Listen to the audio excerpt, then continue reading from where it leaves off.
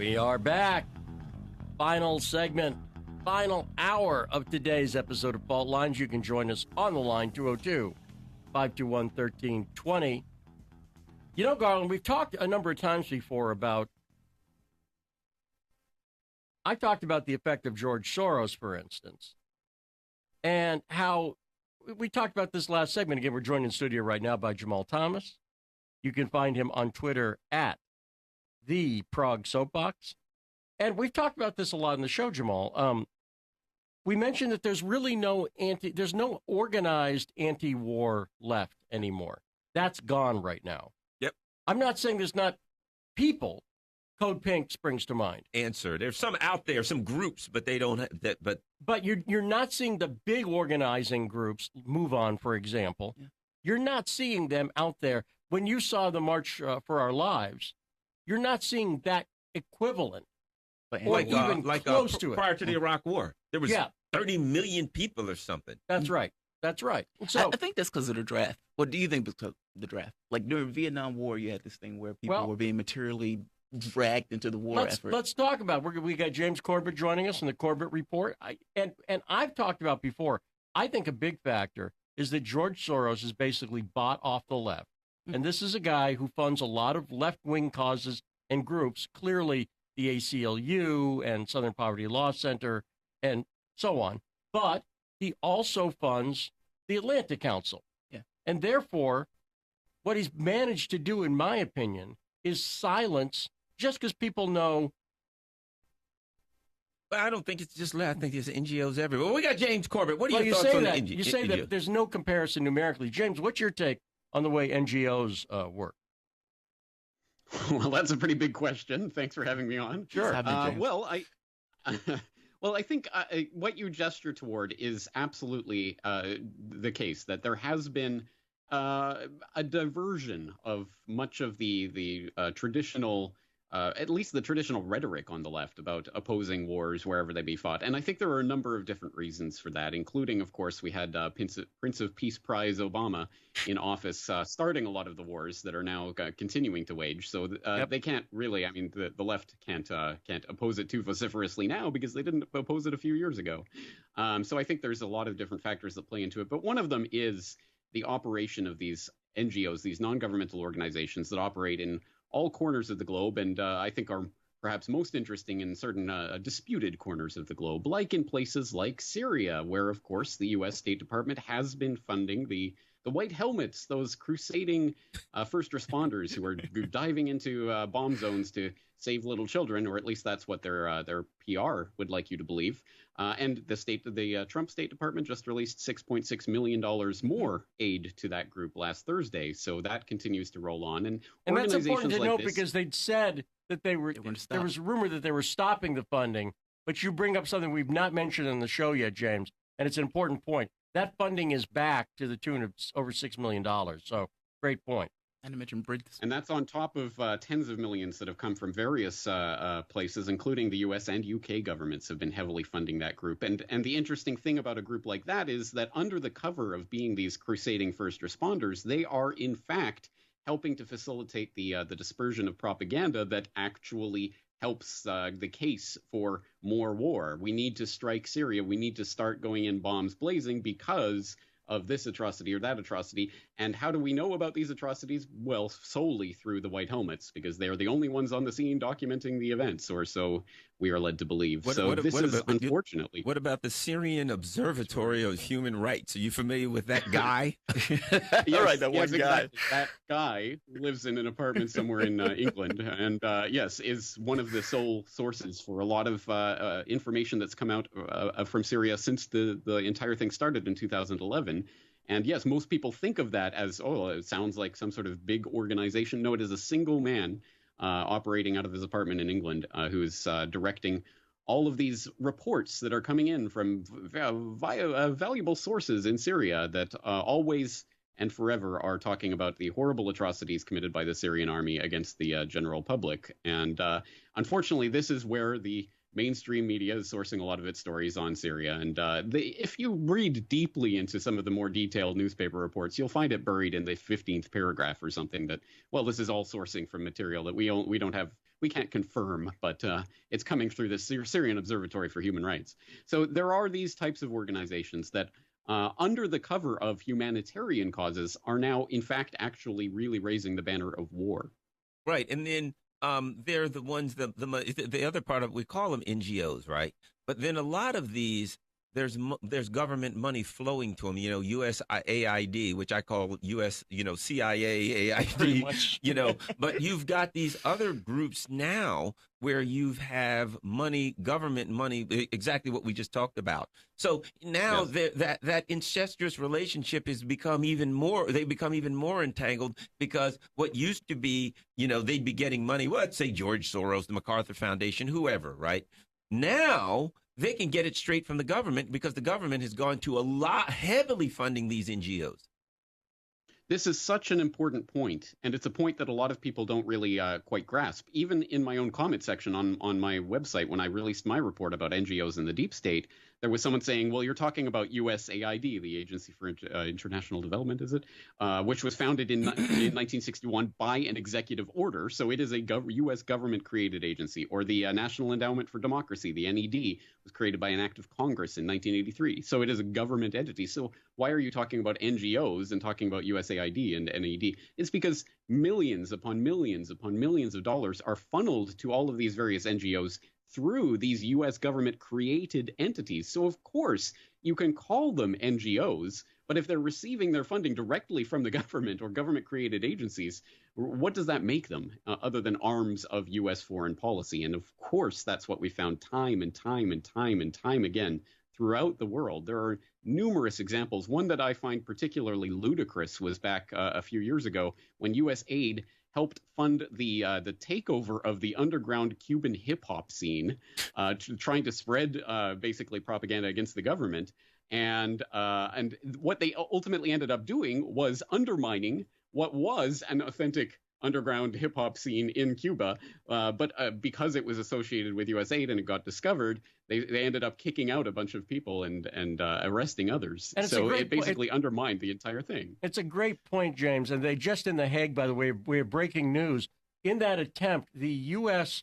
smuggling vanilla ice into Cuba has been declared a war crime, Garland. That's apparently the way they did it. I can't say. Usually I'm opposed to the death penalty, but that's a crime against humanity right there. Vanilla ice, I don't know. I just... the one of the other things that the government did that was exposed was trying to create a Twitter in Cuba to foment a revolution. Right. Did you see this? They were one of the things they were By the way, we have more breaking news. By the way, lyrics. Getting lyrics from Vanilla Ice's incursion into Cuba. He changed the lyrics "Stop, collaborate, and listen" to just "Stop, collaborate," and that's it. That's the only thing he said. So. I'm sorry, I've ruined the show now, but go ahead. No, you raise a good point. There's an entire social media network that the U.S. government, through USAID, secretly created in Cuba for the express purpose of undermining the Castro government. Yeah, and meanwhile, I had someone the other day talking to me about, Mother Jones, it's gone all pro-war, and it's terrible. I don't understand Mother Jones. Mother Jones was bought out by the MacArthur Foundation. The MacArthur Foundation controls. This is a nonprofit. Yeah. They control $6.2 billion in assets. They bought Mother Jones. They put David Korn, who just put that ridiculous Russiagate book out with Issakoff or whatever. And so basically what you have them doing is you have so-called NGOs that have so much money that they have more money than some countries in an individual NGO, and they're spreading propaganda and all over the place. Are you familiar with that? With the racket? Yeah, James. Yes, well, absolutely. When you factor in the nonprofit organizations, the family philanthropic foundations, quote unquote, as well as the non-governmental organizations, these are a stew of organizations that create literally troughs of billions between them, billions of dollars to direct societal change on a number of levels. And it can be to accomplish foreign policy goals in a geostrategic sense, like we think of, like undermining a foreign government. It can also be things like the promotion of GMO technologies and things around the world, as we've seen through the Rockefeller Foundation and others, for for grander business agendas, as well as ultimately control of the food supply. This is part of what the Pentagon refers to as a full spectrum dominance. It's warfare that's taking place on every level of society, and it's being done through philanthropic means. They're giving money away. What could be wrong with that? But of course, through that money, they are, of course, directing the ways that entire industries or entire countries are developing. Well, they needed the budget. For instance, Garland, one of the things they developed when the CIA took over the underground hip-hop scene in Cuba was a mixtape that self-destructs after 30 seconds. So, and another one that blows up and kills you after 30 seconds. Exactly right. When they say their song is blowing up, yeah, they mean their song is literally blowing up. That's what they mean. So it's very disturbing. When I say it's very disturbing, I mean my jokes. Now, we're joined by James Corbett for the Corbett Report. James, but seriously, you know, you talk about the means that the elites use to keep power. I got to say, this goes back to the late 1800s. This goes back to the Cecil Rhodes era, where these secret societies, which is Rhodes' term, were put together, and they would use, it's a combination of the government, the media, and philanthropy. So philanthropy has always been a tool by which the elites, under the guise of like helping people, and I'm not saying that they don't help anybody. Bill and Melinda Gates, for instance, they've helped people with water and stuff. I'm not saying they don't do anything. Even so, not everything Soros has done ever is bad.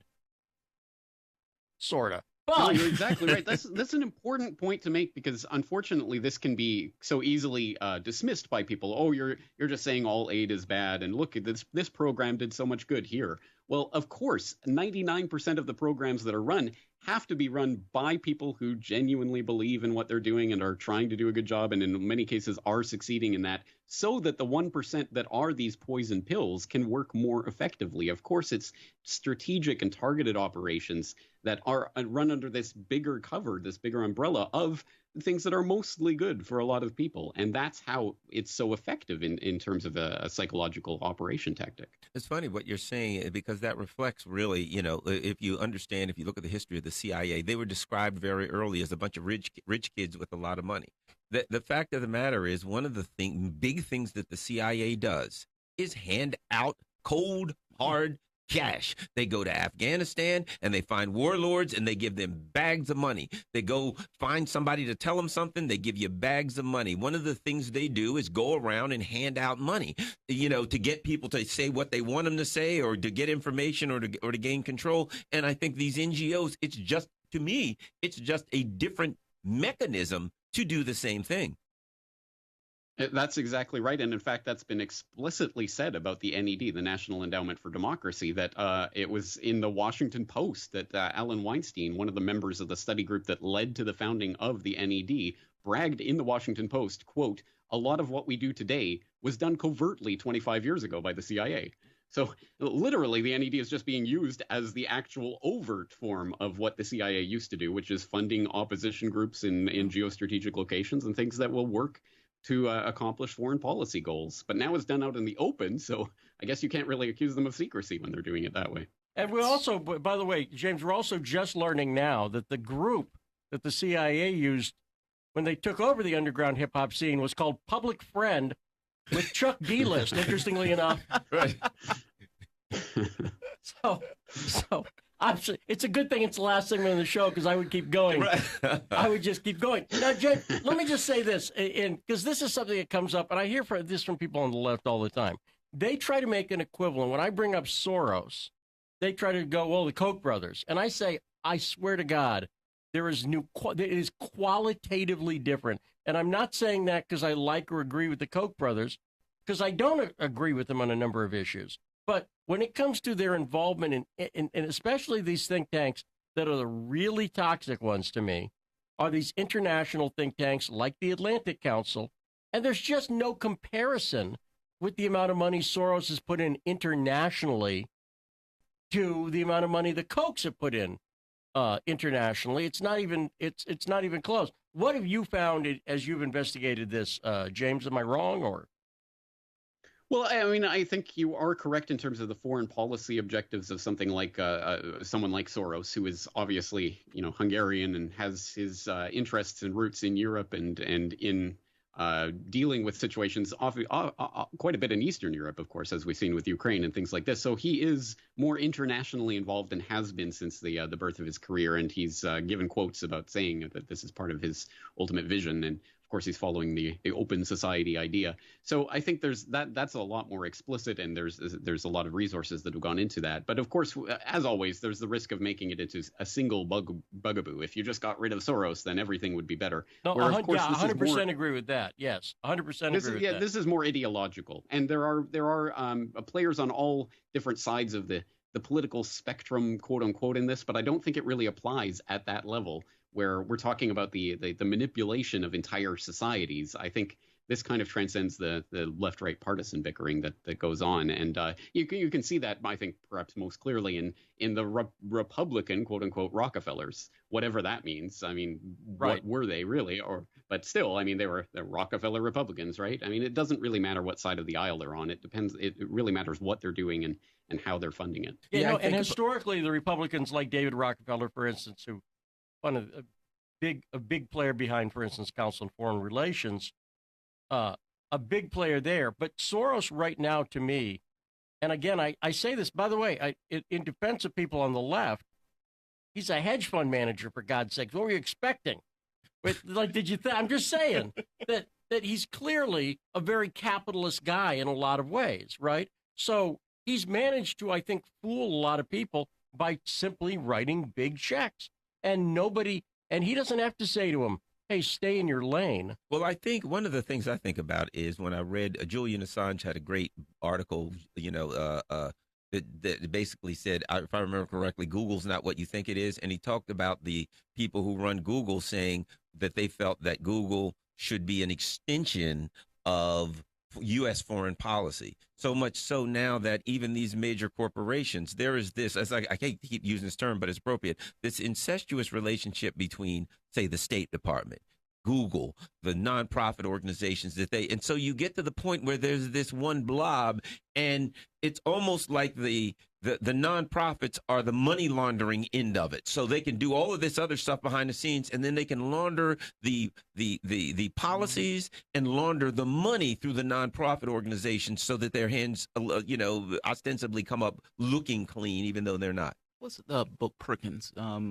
It's not Wars of Racket. It's another one where Perkins was talking about going to these people and giving them cash and giving them money, and found that this was more effective tool from the standpoint of politics as opposed to actually wars and everything else. It's not Wars of Racket. There's another name to the book. I can't think of the name of the book. Yeah, I know exactly what you're talking about.